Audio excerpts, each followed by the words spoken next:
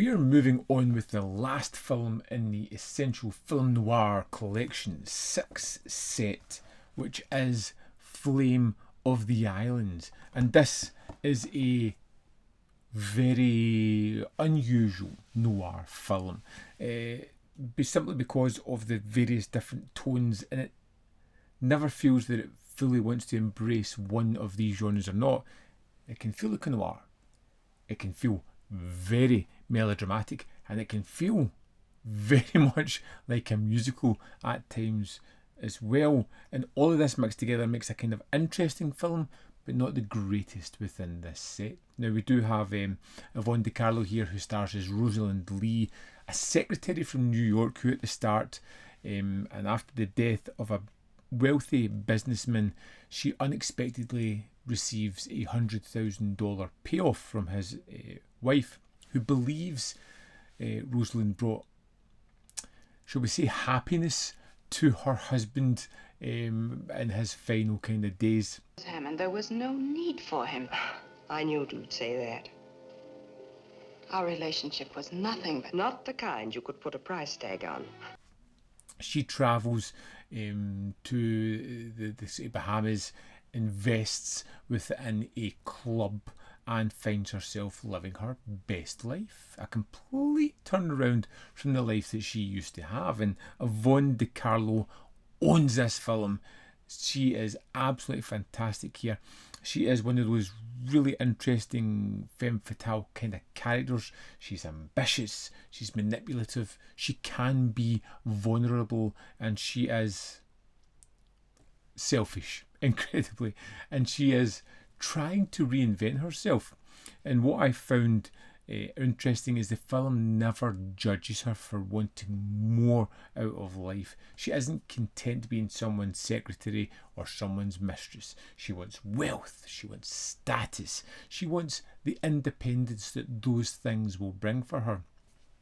And Yvonne De Carlo has enough of a presence and a charisma that even when she's making terrible decisions, you still want to see her be successful in her endeavours. Let's go down and see his place. I may want to buy into it. The film, of course, gives a lot of characters for her to surround her, and gives her a lot of men in her life. And we have 4 very different male figures here. We've got Wade Evans, who represents kind of loyalty and friendship. You've got Cyril Mace, who represents greed and opportunity. Doug Duria, who becomes the romantic centre of the story of all these men who are vying after her. And then there is the Reverend Kelly Rand, who acts as a kind of moral counterbalance in an increasingly chaotic world that Rosalind lives in. Do you really own that gambling club? I own part of a private club. Perhaps Mrs. Hammond would like to know what you do there, Linda. Would you?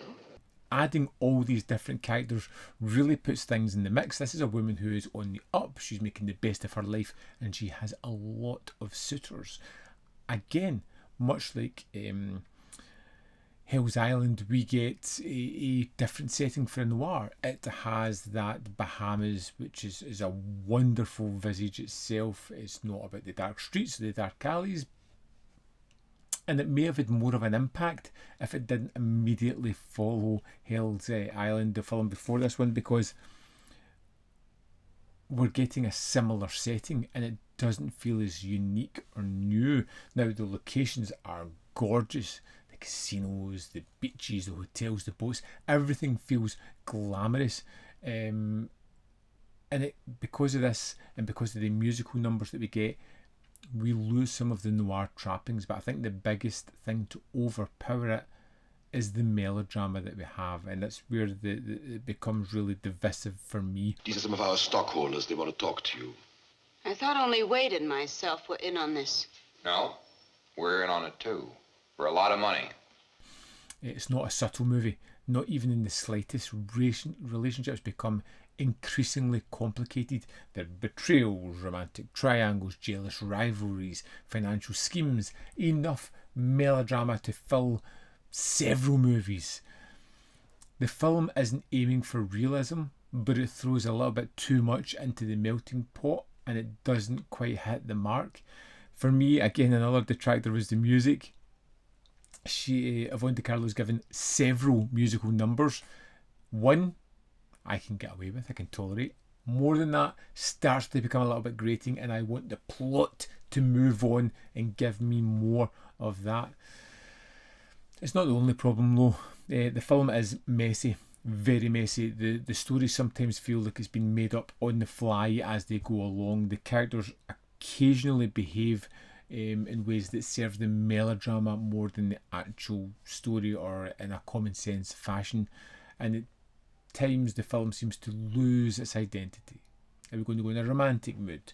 Are we going to be melodramatic? Oh wait, we're doing a noir, we should go back to some of that. I didn't know you were in with hoodlums, Cyril.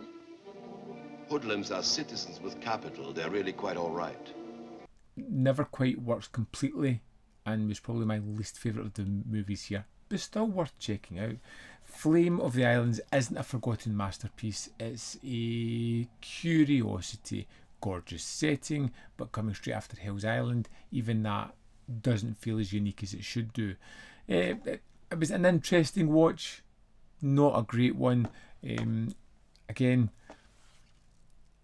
it did a lot of things that Hell's Island did, but it added in more melodrama and took away a lot of the noir plots that I really enjoyed. So it was interesting, but not great. As always, I would love to know your thoughts on Flame of the Islands. Let me know in the comment box below whether you loved it, hated it, or fell somewhere in the middle. As always, there is more content up here where you can see more of my stuff. In the description box below are links to Patreon, membership programme, and manvfilm.com, always in which you can support me. Until next time, keep watching some great movies.